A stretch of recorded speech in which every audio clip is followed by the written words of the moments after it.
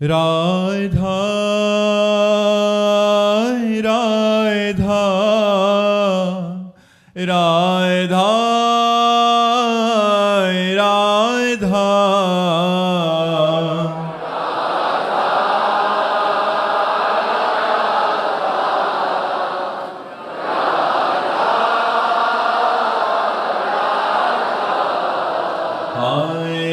राधा राधा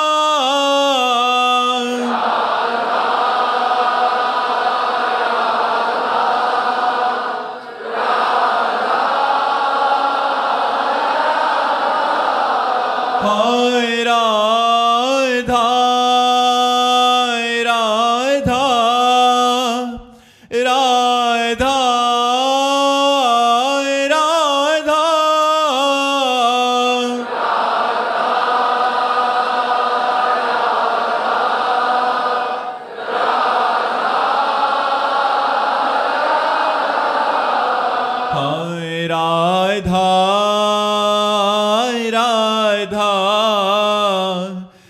राधा राधा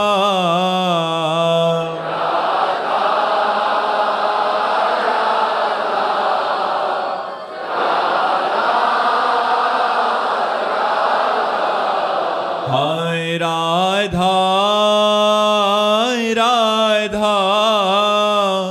राधा राधा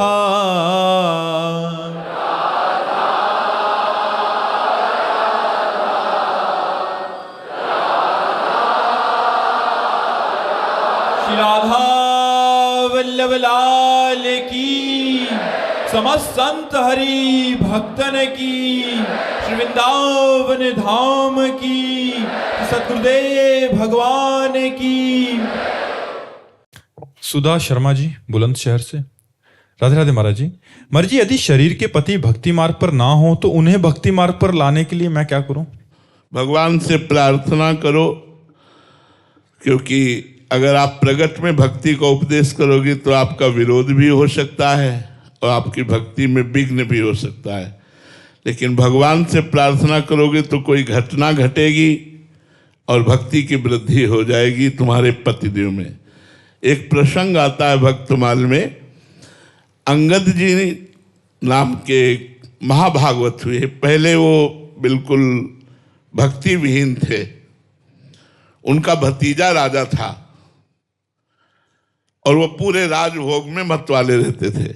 जब उनका ब्याह हुआ तो उनकी पत्नी इतनी भक्ता निकली कि वो जहाँ जन्मी थी वहाँ संत जन आया करते थे, तो सत्संग होता था, साधु सेवा होती थी।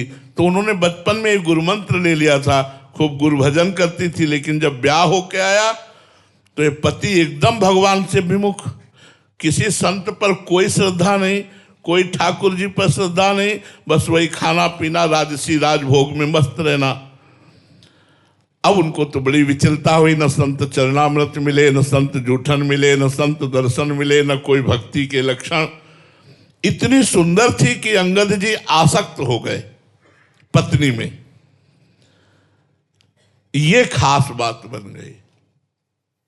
एक दिन उनकी पत्नी के मन में आया कि गुरु जी के वहां तो प्राय दर्शन होते थे, यहाँ गुरु जी को बुलाएं और उनका स्वागत करें, और उनको जब भोजन पवाएंगे तो उनका जूठन भी मिलेगा, और हमारे यहाँ आएंगे तो चरण धोएंगे तो चरणामृत भी एकत्रित हो जाएगा, तो रोज चरणामृत पीने को मिलेगा।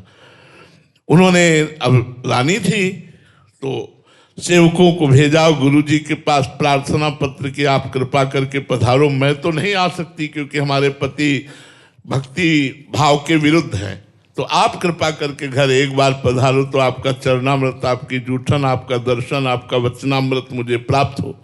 संत बड़े दयार्द होते हैं। वो आ गए, वो चरणामृत उतारी और गुरुजी के चरण दबा रहे थे, पास में बैठे। इतने में वो अंगद जी आ गए। अंगद जी ने देखा बाबा जी और रानी हमारी चरण दबा रहे। क्या क्या ना बोल गए, मतलब बहुत ही बुरा बोल गए। अब संत तो मान अपमान से ऊपर होते हैं। अब वो तो रोने लगी रानी, गुरुदेव भगवान क्षमा कीजिए, ये बहुत ही भक्ति विरोधी भाव वाले हैं, आप क्षमा कीजिए। उनका कोई बात नहीं बेटा, मैं जा रहा हूं यहां से, तुम अपने भजन में लगना। और वो चले गए। अंगद जी को देखकर उनकी पत्नी ने कहा कि तुमने हमारे गुरु का अपमान किया। मैं आपसे तो कुछ नहीं कह सकती क्योंकि आप हमारे पति हो, लेकिन आज से नियम लेती हूं, मैं पानी भी नहीं पीऊंगी, तुमसे संभाषण भी नहीं करूंगी और अपने प्राण त्याग दूंगी। बस जाकर एकांत कमरे में हो गए। अब अंगद जी व्याकुल हो गए क्योंकि वो पत्नी से बहुत प्यार करते थे, वो बहुत सुंदर थी, मनोनुकूल, तो एकदम उन्होंने जाकर बहुत मनाया। जब नहीं मानी तो चरण पकड़ लिए और अंगद जी ने कहा मैं वो सब कुछ करने को तैयार हूं जो तुम कहोगे, लेकिन तुम पानी पियो, भोजन पाओ, तुम जीवित रहो। अगर तुम जीवित नहीं रहोगी तो मैं भी मर जाऊंगा। मैं वो सब करने को तैयार हूं जो तुम आज्ञा करोगी। देखो घटना परिवर्तन कर दी। तो उनका जाओ, हमारे गुरुजी को साष्टांग दंडोत करो और उनको पुनः लिवा के लाओ और उनको भोजन पवाओ और उनकी आप भी जूठन पाओ। ऐसा ही किया। पत्नी के प्रेम से विवश होकर गए गुरुजी को, जे ही जूठन पाई, जीवन बदल गया। संतों के उच्छिष्ट में बड़ा बल होता है, जीवन बदल गया। अब तो वो स्वयं अपनी पत्नी से बढ़कर भक्ति करने लगे। और यहां तक प्रसंग आया कि एक बार उनके जो भतीजे राजा थे, उन्होंने हीरा के लिए, वो बड़ा प्रसंग है, जहर उनके भोजन में मिलवा दिया। तो जब ठाकुर जी को भोग लग के आया और फिर उनको सूचना दी उनकी बहन ने कि इसमें जहर मिला है, तो उन्होंने कहा जब ठाकुर जी ने पा लिया तो अब प्रसाद थोड़ी छोड़ेंगे, चाहे जहर मिलाओ चाहे जो कुछ, पूरा प्रसाद पा। कुछ नहीं हुआ अंगद जी का, पूरा जहर पच गया।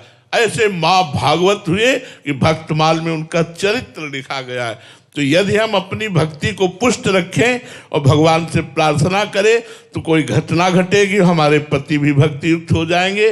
और यदि हम भक्ति की उनके ऊपर भावना को थोपने की कोशिश करेंगे तो वो विरोध पैदा कर सकते हैं। इसलिए भगवान से प्रार्थना की जाए।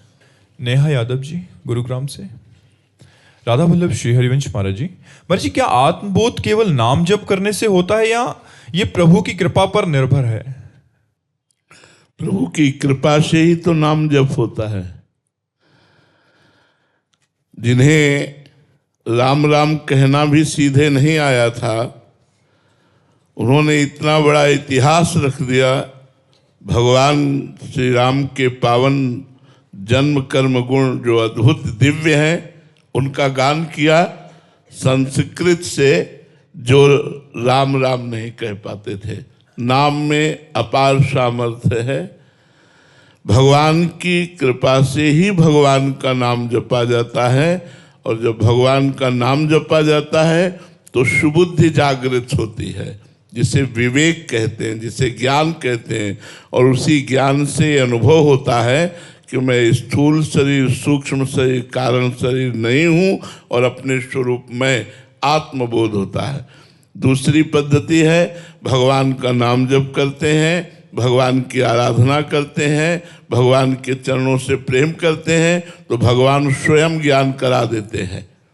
सोई जाने ही जेहि देहु जनाई और जानत तुम्हें ही तुम्हें हो जाई। भगवान उसे स्वयं ज्ञान प्रदान कर देते हैं और जब उसे ज्ञान प्राप्त होता है तो स्वयं भगवत स्वरूप हो जाता है। ब्रह्मविद ब्रह्म ही भवति, जो ब्रह्म को जान जाता है वो ब्रह्म स्वरूप हो जाता है। तो दो पद्धतियां हैं, चाहे संन्यास मार्ग से हो चाहे वैष्णव मार्ग से, दोनों को नाम जपना होता है। सन्यासी प्रणव जप करके, संसार का चिंतन छोड़ करके, शरीरों का राग मिटाकर भगवत स्वरूप अपने आत्मा में स्थित हो जाता है, अपने स्वरूप में स्थित हो जाता है। भक्त भगवान की आराधना करके, भगवान नाम जप कीर्तन गुण लीला कीर्तन आदि के द्वारा संसार के राग को मिटाकर अपने आत्मस्वरूप में स्थित हो जाता है। दोनों को जप तो करना ही पड़ेगा, चाहे वो ज्ञान मार्ग का पथिक हो, चाहे वो भक्ति मार्ग का पथिक हो। कविता जी बरेली से। राधे राधे महाराज जी, आपके चरणों में कोटि कोटि प्रणाम। महाराज जी, सेवक वाणी में लिखा है कि श्री राधा वल्लभ लाल जी का भजन करने वालों का भजन करने से सब प्रकार से भला ही होगा। महाराज जी, राधा वल्लभ लाल जी के भजन करने वालों का भजन कैसे किया जाता है? उनकी आज्ञा का पालन करना। अब जोई कहें करें हम सोई, सेवक वाणी में ही लिखा है। आयुष लिए चले निज दासी, मन क्रम वचन त्रिशुद्ध सकल मत, हम श्री हित हरिवंशोपासी। मन से, वचन से, कर्म से वृंदावन में विराजमान प्रिया प्रीतम जो सहचरियों के मध्य में है, यही हरिवंश का स्वरूप है। इनकी जो आराधना करते हैं, उनकी आराधना करना, उनके भोजन की व्यवस्था करना, वस्त्र की व्यवस्था करना, वास की व्यवस्था करना, उनकी आज्ञा में रहना, उनके द्वारा दिया हुआ नाम मंत्र जपना, उनके द्वारा दी हुई सेवा आठों पहर प्रिया प्रीतम की करना, यही है राधा वल्लभ भजत भज भली भली सब होए। जिते विनायक शुभ अशुभ विघ्न करे नहीं कोई, विघ्न करे नहीं कोई, डरे कलिकाल कष्ट भय, हरे सकल संताप हरसि हरि नाम जपत जय। वो संसार पर विजय प्राप्त कर लेता है जो प्रिया प्रीतम के प्रेमी जनों का आश्रय लेकर उनके द्वारा बताई हुई उपासना पद्धति से उपासना करता है। रामानंद पुरी जी। जी महाराज जी। राधे राधे महाराज जी। महाराज जी, किशोरी जी का दर्शन कब होता है? जब जिया न जाए उनके बिना, जब उनके बिना जिया न जाए। इतना हम भजन करें कि भजन करते करते व्याकुलता पैदा हो जाए और इतना रोना आने लगे कि रोने का तार ही न टूटे। रुदु शुश्रम राजन कृष्ण दर्शन लालसा, जब रात दिन रोना ही रोना, और हा प्यारी जू, हा प्यारी जू, हा प्यारी जू निकले। प्रिया जो बाप के बिना रहा नहीं जाता। एक लालसा, सब कामनाएं नष्ट हो गई, शरीर भाव भी छूट गया, एकमात्र वो रुदन चालू है केवल प्रियाजू के दर्शन के लिए। तो बस फिर प्रिया दर्शन तभी प्राप्त होता है। जैसे हमारे यहाँ भोरी सखी हुई है, तो प्रियाजू के जब दर्शन की लालसा जागृत हुई तो बंदरों को जो चने डाले जाते हैं और वो बंदर नहीं खाते हैं, उन चनों को उठा लेते, वो ठुड्डियाँ कहते हैं, उनको उठा लेते, एक दो मुट्ठी वो चबाकर यमुना जी के किनारे हा प्रियाजू रोते।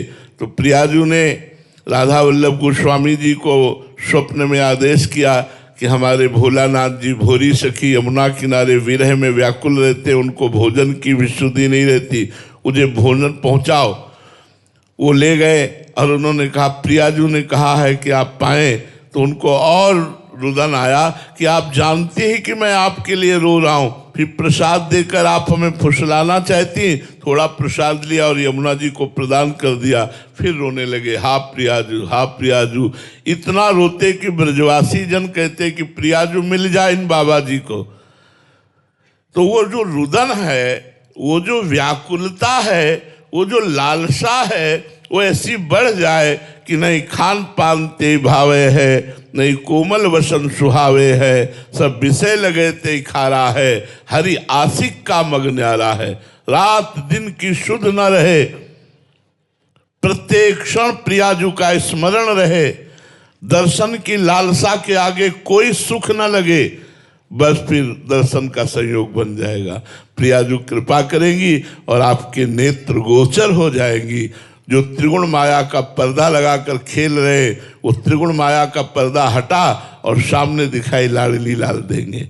आप इसलिए खूब नाम जप कीजिए। पहले रोना आवे प्रिया प्रीतम के लिए, पहले सब कामनाएं शांत हो, एकमात्र केवल भगवत दर्शन की लालसा रह जाए, तब भगवत दर्शन होते हैं। डॉक्टर प्रियंका शर्मा जी दिल्ली से। राधे राधे महाराज जी। महाराज जी, क्या जिस भगवान का हम नियमित रूप से स्मरण और पूजा करते हैं, उनके गुण धीरे धीरे हमारे भीतर भी प्रकट होने लगते हैं, अंश मात्र में होने लगते हैं। हम जिनकी उपासना करते हैं वैसा ही हमारे ऊपर रंग चढ़ता है। जैसे हमने अपने हृदय में देखा है, हम कभी रोए नहीं। संन्यास मार्ग में जब थे तो कठोर से कठोर वचन सुनकर, गर्मी सर्दी सब ऐसे सहकर, भूख प्यास सब सहकर, कभी हमें रुदन नहीं आया। क्यों? हृदय निर्मोही और कठोर हृदय, निर्लेप हृदय, निरपेक्ष हृदय। अब जब प्रियाजू की उपासना हुई तो थोड़ी भी बात प्रियाजू की चले तो रोना आने लगता है, एकांत में बैठकर रोना आने लगता है। सब प्यार ही प्यार दिखाई दे रहा है, सबको प्यार करूं, सबको सुख पहुंचाऊं, कैसे क्या करूं जिससे सब सुखी हो जाए। तो जो हम जिस इष्ट की आराधना करते हैं उस इष्ट के गुण अंश में रूप में उपासक के हृदय में प्रकाशित हो जाते हैं। रमनदीप कौर जी, राधे राधे महाराज जी। महाराज जी, हमारी दिनचर्या में हमारी रुचि एकांत में ज्यादा है, तो महाराज जी क्या हमें श्री गुरु ग्रंथ साहिब जी के सन्मुख और संगत के साथ बैठकर भजन में लगना चाहिए ज्यादा समय, या एकांत में रहना? दोनों समय, दोनों बातें उचित है। कुछ समय गुरु ग्रंथ साहब के चरणों में बैठ करके उनका श्रवण करना और सब संगति को प्रणाम करना, सब संगति की चरण रज लेना, इससे आपके अंदर अहंकार नहीं आएगा। और एकांत में बैठकर वाहेगुरु का सुमिरन करना, दोनों अत्यंत आवश्यक है। समाज भी अत्यंत आवश्यक है और एकांत भी अत्यंत आवश्यक है। अगर समाज का आप त्याग कर देंगी, गुरुवाणी आदि जो समाज बैठ करके गान होती है, तो अहंकार बढ़ जाएगा और वो आपके भजन में बाधा पहुंचा देगा। अहंकार का नाश तभी होगा जब समाज में आए हुए लोगों की जूतियां साफ करें, वहां पड़ी हुई रज को अपने माथे पे लगाएं और बड़े दीन होकर के गुरुवाणी के सामने हाथ जोड़कर बैठकर गुरु ग्रंथ साहब को सुने और फिर सबको प्रणाम करके एकांत सेवन करें, तो आपका भजन बढ़िया बनेगा। नहीं तो अहंकार बढ़ने की संभावना है। एकांतिक साधना में अहंकार बढ़ने की संभावना होती है, इसीलिए साधु समागम रखा गया है कि साधु समागम के द्वारा अहंकार का नाश हो जाता है। और सबसे अपने को छोटा समझे। तृणादपि सुनीचेनो तरोर्यु सहिष्णुना अमानिना मान देन कीर्तनीया सदाहरी। जो अपने को तृण से भी नीच समझता है, वृक्ष के समान सहनशील होता है, दूसरों को सम्मान देता है, स्वयं सम्मान स्वीकार नहीं करता, ऐसा भगवान का कीर्तन करने वाला भगवत प्रेमी महात्मा होता है। नंदिनी जी जैसलमेर से, राधे राधे महाराज जी। गुरुदेव भगवान, एक शिष्य अपने गुरुदेव को कैसे प्रसन्न कर सकता है ताकि गुरुदेव की विशेष कृपा उस शिष्य? उनकी आज्ञा का पालन, बस एकमात्र उनकी आज्ञा का पालन।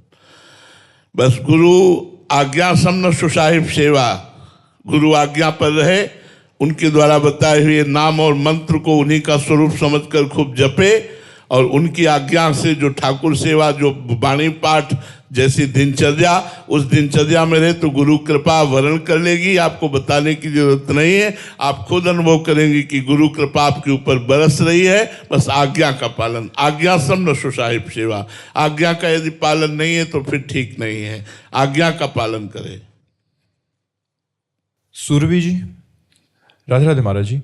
महाराज जी, मैं पिछले 13 वर्षों से डिप्रेशन की दवा ले रही हूँ और मुझे ये पता चल गया है कि ये जीवन केवल भगवत प्राप्ति के लिए है। मैं नाम जप आपकी कृपा से करना शुरू किया है महाराज जी। मैं निकलना चाहती हूँ इससे बाहर महाराज जी, और जल्दी निकल पाऊँ। हाँ, नाम जप कीजिए, पाप नष्ट होंगे, डिप्रेशन खत्म हो जाएगा।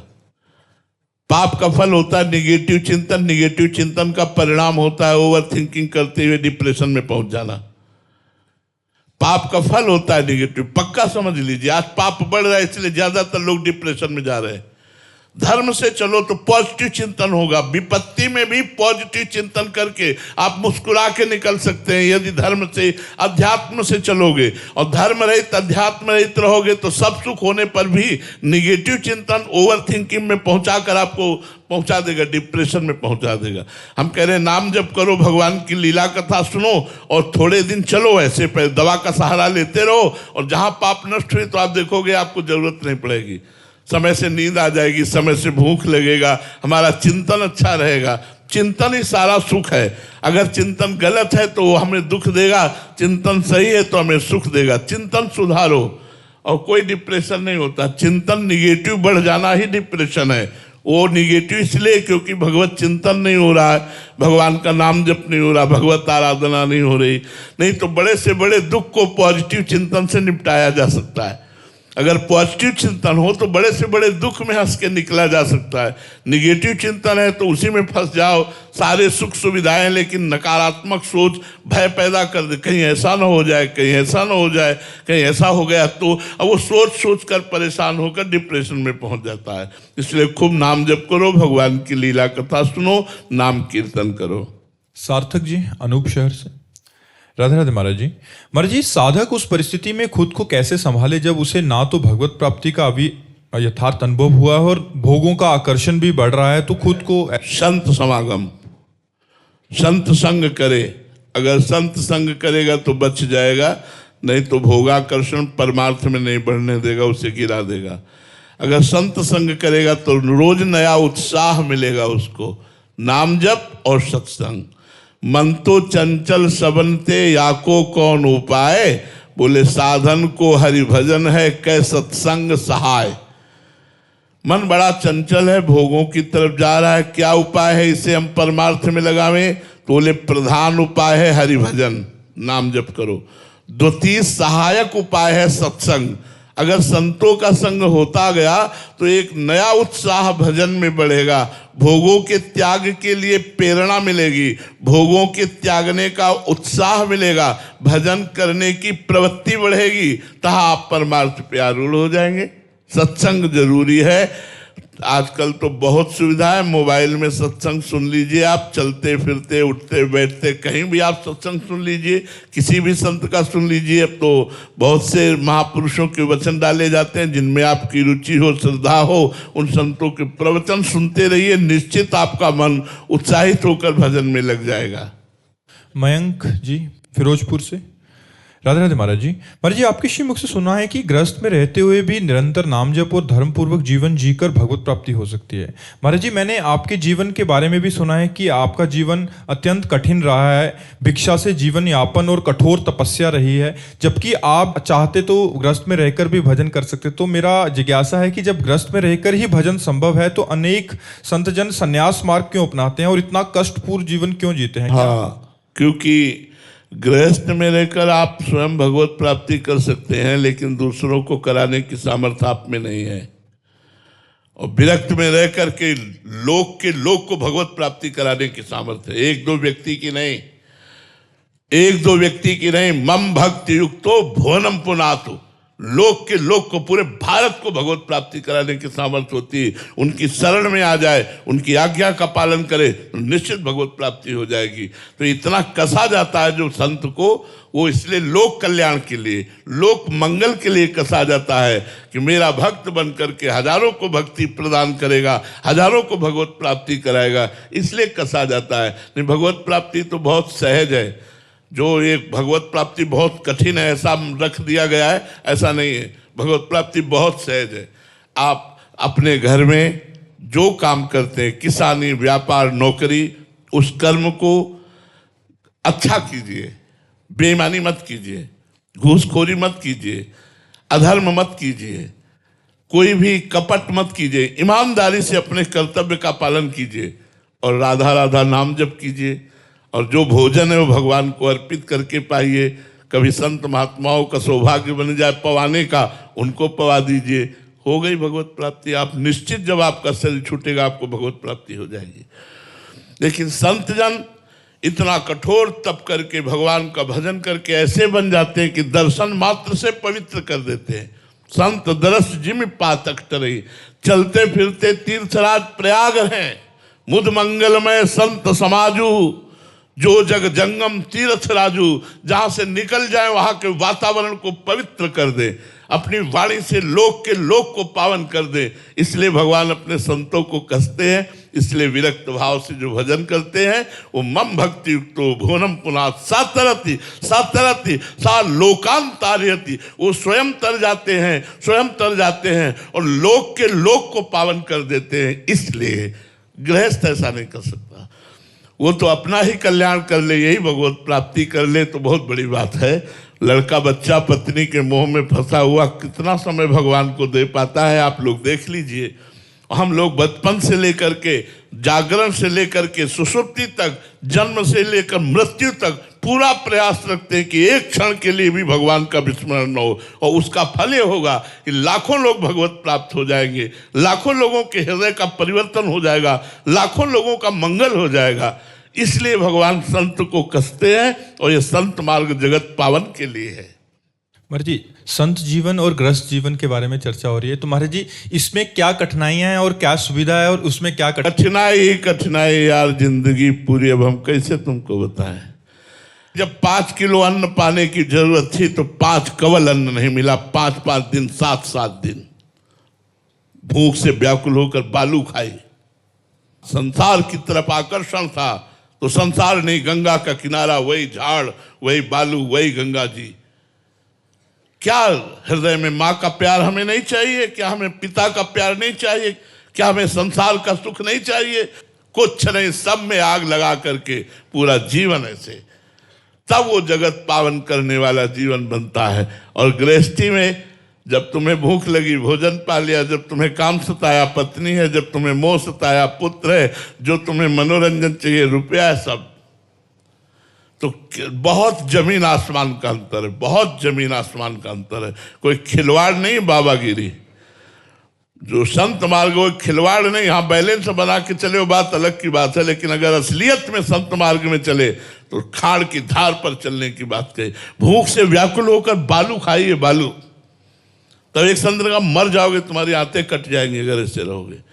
संसार से नहीं मिलना, किसी के घर मांगने नहीं जाना, मुझे गांव में नहीं घुसना, बस एकांत गंगा का किनारा 20 वर्ष। तो संत जीवन बनाने के लिए अपने को तपाना होता है, कसना होता है, झोंकना होता है कष्टों में। आज जब हमारे खाने की व्यवस्था है तो भोजन करने लायक नहीं रहे, किडनी फेल हो गई। जब खाने लायक थे तो भोजन नहीं था। भगवान की लीला देखो, आज जब सब सुविधा है, पानी भी छक के पीना हमारे लिए अलाउ नहीं है, डायलिसिस शरीर को पानी भी एक लिमिट से मिलता है, भोजन की तो बात जाने दो। तुम्हारे जी आपको लगता नहीं पूरा जीवन कष्ट में ही व्यतीत हो गया? अरे हमारा पूरा जीवन जिस आनंद में व्यतीत हुआ ब्रह्मा को भी नहीं मिला। ब्रह्मा को ब्रह्म पद में भी आनंद नहीं मिला होगा जो आनंद हमें मिला। ये तो बाहरी कष्ट है, माया जनित। प्रभु ने मुझे जो आनंद दिया वो ब्रह्मा को भी आनंद नहीं, क्योंकि ब्रह्मा को भी चिंता है सृष्टि की, मुझे पाई भर चिंता नहीं थी। चाह मिटी चिंता मिटी, मन हुआ बेपरवाह, जिनको कछु न चाहिए वो साहन के साह। महाराज जी अंदर का आनंद क्या होता है महाराज जी? एक गुलाब जामुन तुम्हें खवावे, पूछे कैसा लगा, बोले मीठा लगा। कितना मीठा लगा? बहुत मीठा लगा। इसके बाद कितना बहुत मीठा लगा? तो कहोगे खा के देख लो, तो आप शिष्य बने हो, भजन करो, अंदर जान जाओगे। अंदर के आनंद को शब्दों में व्यक्त नहीं किया जा सकता। आप कर सकते हैं कोई, आप ये कह सकते हैं बहुत अच्छा लग रहा है, बहुत आनंद है, लेकिन कैसा है? अब आप बोलो तो आप कहोगे ऐसा अनुभव करके देख लो। ये तो अनुभव का है, अनुभव गम में भजे जे संता, इसको बताए नहीं। आपसे सच्ची कहता हूं 24 घंटे में आनंद में मस्त रहता हूं। इतना आनंद स्वस्थ शरीर को भी नहीं होगा जितना आनंद मुझे है। ये मुझे शरणागति का, भगवान की चरण शरण का प्रताप है, नहीं तो कुछ नहीं है। मनुष्य जीवन में हमारे पास कुछ नहीं है भगवान के सिवा, उन्हीं भगवान का ये प्रताप उदय हुआ है। श्री राधा वल्लभ लाल की।